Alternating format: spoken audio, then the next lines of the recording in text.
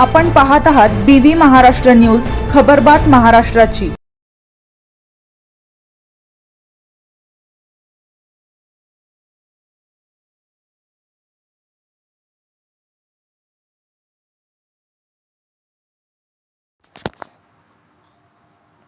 शेतकऱ्यांना plastic बॅरलमध्ये diesel उपलब्ध करून देण्यासाठी बागलाणच्या तहसीलदारांना निवेदन।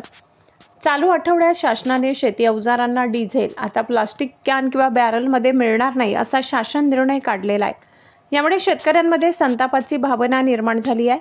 याबाबत सोमवार दिनांक 15 रोजी तहसीलदार कैलास चावडे यांना निवेदन देण्यात आले।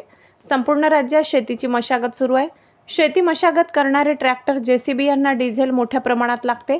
मात्र डिझेल कंपन्यांनी शासनाने यापुढे प्लास्टिक बॅरलमध्ये डिझेल मिळणार नाही असा निर्णय घेतला।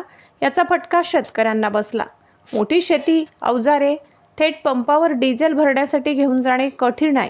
आर्थिकदृष्ट्याही न परवडणारी बाब आहे। हा निर्णय शेतकऱ्यांच्या जखमेवर मीठ चोळणारा असून शेतकरी बांधवांना प्लास्टिक बॅरलमध्ये डिझेल उपलब्ध करण्याची मागणी रयत क्रांती संघटनेचे उत्तर महाराष्ट्र प्रमुख दीपक पगार, जिल्हाध्यक्ष प्रवीणदादा अंबासनकर, तालुका अध्यक्ष मयूर नेरकर, कार्याध्यक्ष अंताजी कोर, जिल्हा उपाध्यक्ष बाळासाहेब चौधरी, राजीव सावंत, विनोद पाटील यांनी बागलाणचे तहसीलदार कैलास चावडे, तालुका कृषी अधिकारी नरेंद्र महाले यांना याबाबत निवेदन दिले।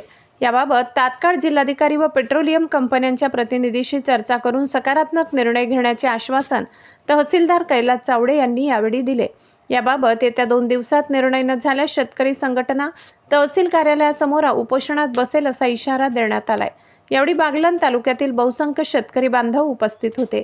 BV न्यूज महाराष्ट्रासाठी सहसंपादक विनोद पाटील।